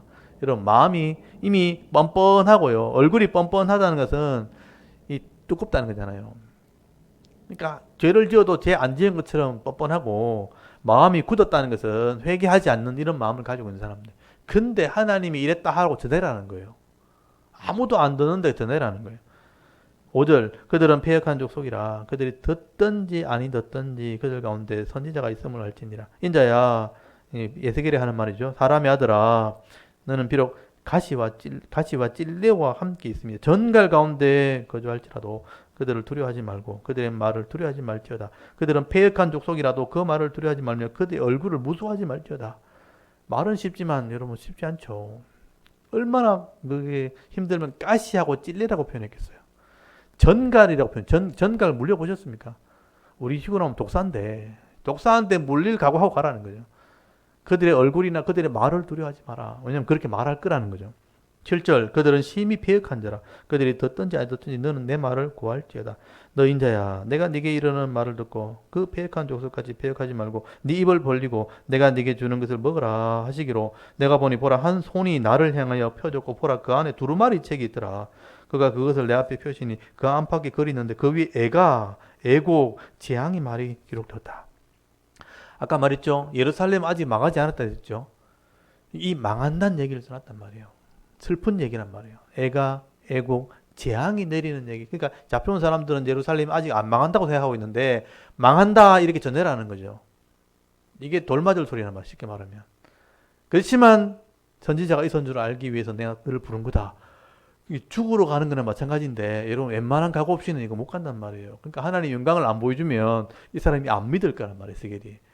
여러분 얼마나 하나님이 에스겔을 이렇게 감동시키기 위해서 영광을 보여주신 거예요. 그리고 내가 너를 보낸다. 그러면서 이제 지금 에스겔을 지금 불렀다는 거죠. 강팍한 자에게 보낸다. 그러면서 3장에 보면요. 간 준비가 뭐냐? 두루마리 말씀을 먹고 가는 거예요. 3장 1절에 보라 내가 그에게 이르되 인자야 너는 발견한 것을 먹어라. 그러니까 아까 두루마리 보여준 거 있죠. 먹어라. 너는 이 두루마리를 먹고 가서 이스라엘 도수에게 말하라 하시기로 내가 이를 벌리니 그가 그 두루마리를 내게 먹이시며 내게 이르시되 인자야 내가 네게 주는 이 두루마리는 네 배에 넣으며 네 창자에 채우라 하시기로 내가 먹으니 그것이 내 입에 달기로 꿀 같더라. 그러니까 이거는 이제 환상으로 보여주신 거니까 여러분 말씀이 두루마리는 이게 쉽게 말하면 이게 가족 종이 성경이란 말이에요. 이거를 먹었더니 내 속에는 달았더라. 그러니까 소화시켰다는 뜻인데 이게 여러분 음식이 들어가면 위에서 소화가 되어지면 내 몸의 일부가 되잖아요. 하나가 되잖아요. 이 얘기는 뭐냐면 하나님 말씀을 이해해라라는 의미가 되는 거예요. 그리고 그 말씀을 네가 이해하고 전해라. 그래서 하나님 말씀을 네가 전해야 된다. 4절에 보면 그가 또 내게 이르시되 인자야 이스라엘 족속에 가서 내 말로 그들에게 구하라. 네 말을 하는 게 아니고 네가 먹은 네가 이해한 그 말을 전하면 된다. 요게 에스겔의 사명이라고요. 오늘날의 목사의 사명이 바로 이거예요. 목사는 하나님 말씀을 먹어야 돼요. 이해해야 돼요. 그리고 그것을 가장 쉽게 설명해서 그 사람의 머릿속에 이해되도록 설명해 줘야 되는 거예요. 그게 목사의 사명이에요. 그래야 그 사람이 하나님을 믿는 거예요. 그리고 하나님 말씀을 믿기 때문에 믿음대로 사는 거죠. 그렇게 하는 게 목사의 사명이죠. 에스겔도 마찬가지죠. 그리고 이제 뒤에 이제 파수꾼의 사명이 나오는데 요거는 이제 시간이 지금 많이 돼가지고 네 다음 주에 제가 설명하겠습니다. 여기까지 이해되시죠? 충분히 이해되시죠? 3장의 에스겔의 본격적인 사명이 이제 파수꾼의 사명이라는 게 있어요. 네가 반드시 전해야지만 된다. 안 전하면 그 사람들 죽는다. 그 사람 안전해서 그 사람 죽으면 네가 책임져야 되고요. 전했는데 안전한 것 안 믿으면 너는 책임 없겠지만 안 믿은 그 사람이 책임있겠지만 안전해가지고 그 사람 죽으면 너 책임져야 된다. 그러니까 생명 걸고 전해야 되는 거예요. 그게 에스겔의 사명이 그 당시 사명이었어요. 그러니까 힘들다고 안전하고 말 안 듣는다고 안전하고 이게 아니고요. 객관적인 상황에서 전해야 되는 거죠. 그게 에스겔의 사명이었습니다. 저는 지금도 힘들지만 에스겔 그 당시 상황에서는 진짜 쉽지 않은 일이었죠. 그래서 하나님이 보좌에서 내려오셔가지고 영광을 보여주시면서까지 설명을 했으니까 에스겔이 안 들을 수가 없고 안 할 수가 없는 그런 상황이었습니다. 그래서 에스겔이 사명 감당하게 되었다 하면서 이제 4장부터 그 설명한 내용이 나온 거예요. 무슨 말을 되느냐 하면 예루살렘 망한다는 얘기를 하는 거고, 그래서 망하는 걸 끝이 아니고 망하고 난 뒤에 너희들이 회개하면 회복된다는까지 얘기해줘요. 회복되는 것으로 끝나는 게 아니고 회복되면 메시아가 와가지고 하나님 나라가 완성된다까지 얘기해줘요. 그러니까 너희들이 이 고통을 참아야 된다 안 참아야 되냐 이렇게 하는 거죠. 너희들이 이걸 참아야 이스라엘이 회복되고 이스라엘이 회복돼야 메시아가 오고 메시아가 와야 하나님 나라가 완성되기 때문에 너희들이 지금 이 고통을 참아야 된다. 견뎌야 된다. 그것을 설득하는 얘기를 에스겔이 하는데 처음에는 안 듣죠. 당연히. 나중에는 이제 다니엘의 얘기라든지 에스겔의 얘기를 통해서 지도자들이 듣게 되어지고 회개하고 돌아오니까 에스라 느헤미야 같은 사람이 나오게 된 거예요. 이해된 거죠. 어떻게 보면 에스겔이 사명을 감당했기 때문에 그런 사람이 나오게 된 거죠. 그래서 오늘도 그런 사명을 감당해야 되는 거죠. 우리가 아는 사람이 가르치고 깨닫는 사람이 사명 감당하면 이 험한 세상은 망할지라도 하나님 나라는 완성이 되는 겁니다. 그 일에 우리가 동참하면 그게 은혜고 그게 복인 거예요. 그래서 우리가 짧은 인생, 100년의 인생이 이런 가치에 헌신하고 이런 가치에 순종한다면 그게 어떻게 보면 인생의 가장 가치 있는 사명이 되는 겁니다. 제 설명이 이해가 되시는지 모르겠어요. 이해가 됩니까? 그래서 에스겔은 그 어려운 상황들을 이렇게 글로 설명을 한 것인데 우리가 좀 복잡한 글로 돼 있었다고 이해 못한다고 이게 안 읽으면 그 진정한 하나님 의미를 이해하기 쉽지 않잖아요. 좀 제가 설명을 하니까 조금 이해는 조금은 되시겠죠. 개인적으로 읽어보시면 이게 좀 보여지는 그런 은혜가 있게 될 겁니다. 오늘 여기까지 하고 이제 다니엘서와 연결해서 에스겔서 연결했으니까 다음 주에 또 뒷부분을 이제 3장 뒷부분을 제가 설명드리도록 하겠습니다. 오늘 여기까지 하겠습니다. 잠깐 우리 기도하고 마치겠습니다. 하나님 은혜를 참 감사합니다. 오늘도